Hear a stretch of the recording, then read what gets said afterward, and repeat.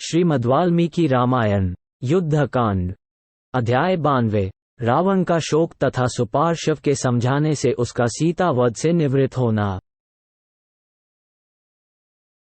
रावण के मंत्रियों ने जब इंद्रजित के वध का समाचार सुना, तब उन्होंने स्वयं भी प्रत्यक्ष देखकर इसका निश्चय कर लेने के बाद तुरंत जाकर दशमुख रावण से सारा हाल कह सुनाया। वे बोले, महाराज, युद्ध में विभीषण की सहायता पाकर लक्ष्मण ने आपके महातेजस्वी पुत्र को हमारे सैनिकों के देखते देखते मार डाला, जिसने देवताओं के राजा इंद्र को भी परास्त किया था और पहले के युद्धों में जिसकी कभी पराजय नहीं हुई थी, वही आपका शूरवीर पुत्र इंद्रजित शौर्य संपन्न लक्ष्मण के साथ भिड़कर उनके द्वारा मारा गया। वह अपने बाणों द्वारा लक्ष्मण को पुनर्तः तृप्त करके उत्तम लोकों में गया। युद्ध में अपने पुत्र इंद्रजित के भयानक वध का घोर एवं दारुण समाचार सुनने पर रावण को बड़ी भारी मूर्छा ने धर दबाया। फिर दीर्घकाल के बाद होश में आकर राक्षस प्रवर राजा रावण पुत्र शोक से व्याकुल हो गया। उसकी सारी इंद्रियां अकुला उठी और वह दीनतापूर्वक विलाप करने लगा। हा पुत्र, हा राक्षस सेना के महाबली कर्णधार, तुम तो पहले इंद्र पर भी विजय पा चुके थे, फिर आज लक्ष्मण के वश में कैसे पड़ गए? बेटा, तुम तो कुपित होने पर अपने बाणों से काल और अंतक को भी विदीर्ण कर सकते थे, मंदराचल के शिखरों को भी तोड़ फोड़ सकते थे, फिर युद्ध में लक्ष्मण को मार गिराना तुम्हारे लिए कौन बड़ी बात थी? महाबाहो, आज सूर्य के पुत्र प्रेतराज यम का महत्व मुझे अधिक जान पड़ने लगा है, जिन्होंने तुम्हें भी कालधर्म से संयुक्त कर दिया। समस्त देवताओं में भी अच्छे योद्धाओं का यही मार्ग है। जो अपने स्वामी के लिए युद्ध में मारा जाता है, वह पुरुष स्वर्गलोक में जाता है। आज समस्त देवता, लोकपाल तथा महर्षि इंद्रजित का मारा जाना सुनकर निडर हो सुख की नींद सो सकेंगे। आज तीनों लोक और काननों सहित यह सारी पृथ्वी भी अकेले इंद्रजित के न होने से मुझे सूनी सी दिखाई देती है। जैसे गजराज के मारे जाने पर पर्वत की कंदरा में हथिनियों का आर्तनाद सुनाई पड़ता है, उसी प्रकार आज अंतपुर में मुझे राक्षस कन्याओं का करुण क्रंदन सुनना पड़ेगा। शत्रुओं को संताप देने वाले पुत्र, आज अपने युवराज पद को, लंकोपुरी को, समस्त राक्षसों को, अपनी माँ को, मुझको और अपनी पत्नियों को, हम सब लोगों को छोड़कर तुम कहाँ चले गए? वीर, होना तो यह चाहिए था कि मैं पहले यमलोक में जाता और तुम यहाँ रहकर मेरे प्रेत कार्य करते, परंतु तुम विपरीत अवस्था में स्थित हो गए, तुम परलोकवासी हुए और मुझे तुम्हारा प्रेत कार्य करना पड़ेगा। हाय, राम, लक्ष्मण और सुग्रीव अभी जीवित हैं, ऐसी अवस्था में मेरे हृदय का कांटा निकाले बिना ही तुम हमें छोड़कर कहाँ चले गए? इस प्रकार आर्तभाव से विलाप करते हुए राक्षस राज रावण के हृदय में अपने पुत्र के वध का स्मरण करके महान क्रोध का आवेश हुआ। एक तो वो स्वभाव से ही क्रोधी था, दूसरे पुत्र की चिंताओं ने उसे उत्तेजित कर दिया, जलते हुए को और भी जला दिया। जैसे सूर्य की किरणें ग्रीष्म ऋतु में उसे अधिक प्रचंड बना देती है। ललाट में टेढ़ी भौहों के कारण वह उसी तरह शोभा पाता था, जैसे प्रलय काल में मगरों और बड़ी बड़ी लहरों से महासागर सुशोभित होता है। जैसे वृत्रासुर के मुख से धूम सहित अग्नि प्रकट हुई थी, उसी तरह रोष से जबाई लेते हुए रावण के मुख से प्रकट रूप में धूम युक्त प्रज्वलित अग्नि निकलने लगी। अपने पुत्र के वध से संतप्त हुआ शूरवीर रावण सहसा क्रोध के वशीभूत हो गया। उसने बुद्धि से सोच विचार कर विदेह कुमारी सीता को मार डालना ही अच्छा समझा। रावण की आंखें एक तो स्वभाव से ही लाल थीं, दूसरे क्रोधाग्नि ने उन्हें और भी रक्तवर्ण की बना दिया था, अतः उसके वे दीप्तिमान नेत्र महान घोर प्रतीत होते थे। रावण का रूप स्वभाव से ही भयंकर था, उस पर क्रोधाग्नि का प्रभाव पड़ने से वो और भी भयानक हो चला और कुपित हुए रुद्र के समान दुर्जय प्रतीत होने लगा। क्रोध से भरे हुए उस निशाचर के नेत्रों से आंसुओं की बूंदें गिरने लगीं, मानो जलते हुए दीपकों से लौ के साथ ही तेल के बिंदु झड़ रहे हों। वह दांत पीसने लगा, उस समय उसके दांतों के कटकटाने का जो शब्द सुनाई देता था, वह समुद्र मंथन के समय दानवों द्वारा खींचे जाते हुए मंथन यंत्र स्वरूप मंद्राचल की ध्वनि के समान जान पड़ता था। कालाग्नि के समान अत्यंत कुपित हो वह जिस जिस दिशा की ओर दृष्टि डालता था, उस दिशा में खड़े हुए राक्षस भयभीत हो खंभे आदि की ओट में छिप जाते थे। चराचर प्राणियों को ग्रस्त लेने की इच्छा वाले कुपित काल के समान संपूर्ण दिशाओं की ओर देखते हुए रावण के पास राक्षस नहीं जाते थे, उसके निकट जाने का साहस नहीं करते थे। तब अत्यंत कुपित हुआ राक्षस राज रावण युद्ध में राक्षसों को स्थापित करने की इच्छा से उनके बीच में खड़ा होकर बोला, निशाचरों, मैंने सहस्रों वर्षों तक कठोर तपस्या करके विभिन्न तपस्याओं की समाप्ति पर स्वयंभू ब्रह्मा जी को संतुष्ट किया है। उसी तपस्या के फल से और ब्रह्मा जी की कृपा से मुझे देवताओं और असुरों की ओर से कभी भय नहीं है। मेरे पास ब्रह्मा जी का दिया हुआ कवच है, जो सूर्य के समान दमकता रहता है। देवताओं और असुरों के साथ घटित हुए मेरे संग्राम के अवसरों पर वह वज्र के प्रहार से भी टूट नहीं सका है। इसलिए यदि आज मैं युद्ध के लिए तैयार हो रथ पर बैठकर रणभूमि में खड़ा होऊं तो कौन मेरा सामना कर सकता है? साक्षात इंद्र ही क्यों न हो, वह भी मुझसे युद्ध करने का साहस नहीं कर सकता।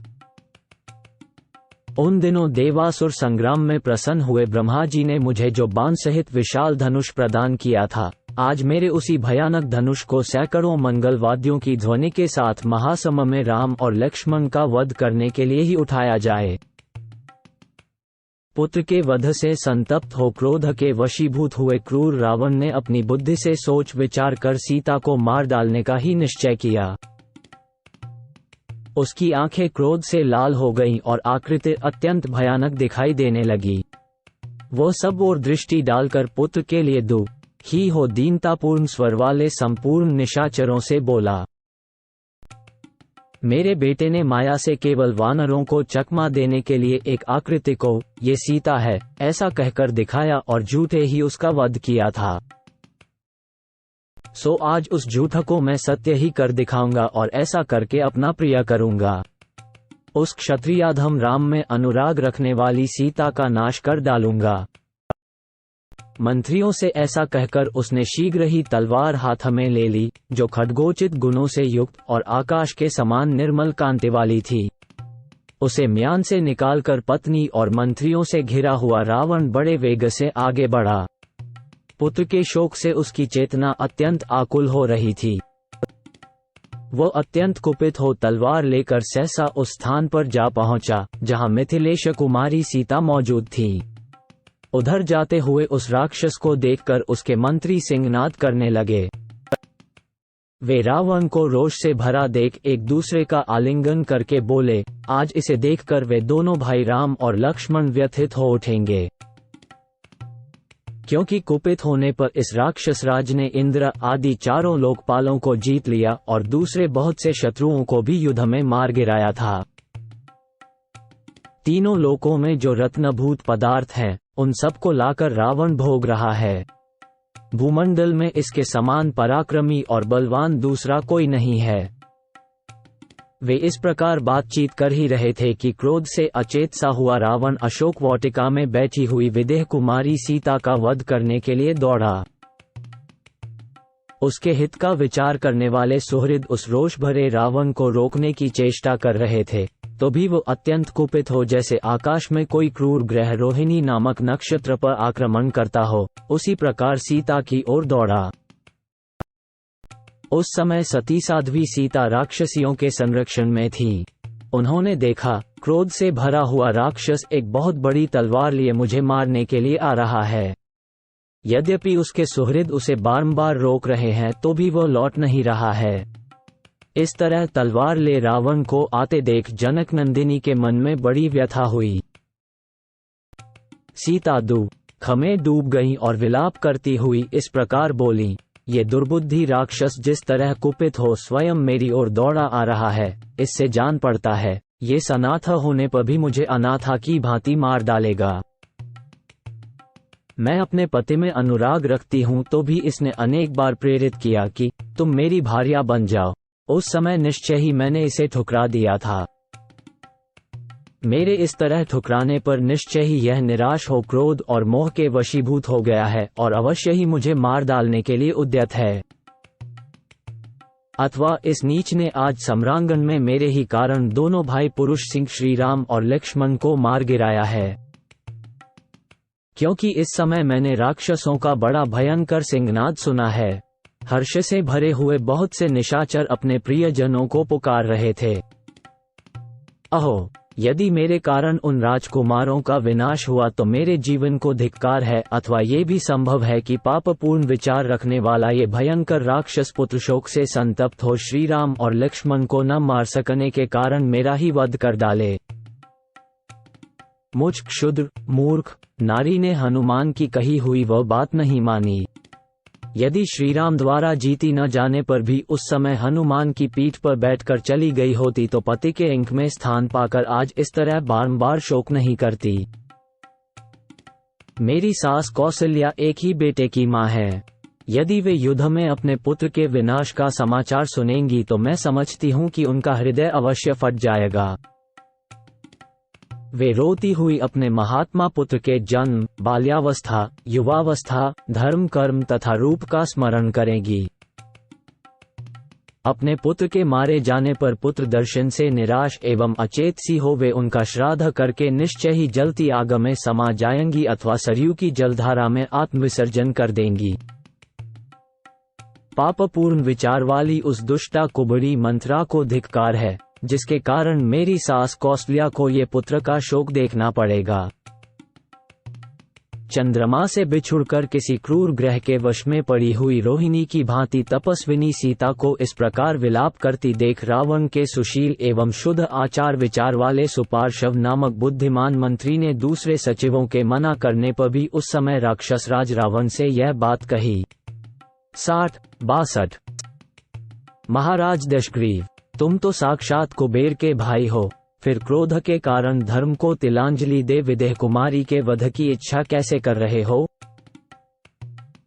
वीर राक्षसराज, तुम विधिपूर्वक ब्रह्मचर्य का पालन करते हुए वेद विद्या का अध्ययन पूरा करके गुरुकुल से स्नातक होकर निकले थे और तब से सदा अपने कर्तव्य के पालन में लगे रहे, तो भी आज अपने हाथ से एक स्त्री का वध करना तुम कैसे ठीक समझते हो? पृथ्वीनाथ, इस मिथिलेश कुमारी के दिव्य रूप की ओर देखो, देखकर इसके ऊपर दया करो और युद्ध में हम लोगों के साथ चलकर राम पर ही अपना क्रोध उतारो। आज कृष्ण पक्ष की चतुर्दशी है, अतः आज ही युद्ध की तैयारी करके कल अमावास्या के दिन सेना के साथ विजय के लिए प्रस्थान करो। तुम शूरवीर, बुद्धिमान और रथी वीर हो। एक श्रेष्ठ रथ पर आरूढ़ हो खड्ग हाथ में लेकर युद्ध करो। दशरथ नंदन राम का वध करके तुम मिथिलेश कुमारी सीता को प्राप्त कर लोगे। मित्र के कहे हुए उस उत्तम धर्मानुकूल वचन को स्वीकार करके बलवान दुरात्मा रावण महल में लौट गया और वहां से फिर अपने सुहृदों के साथ उसने राजसभा में प्रवेश किया।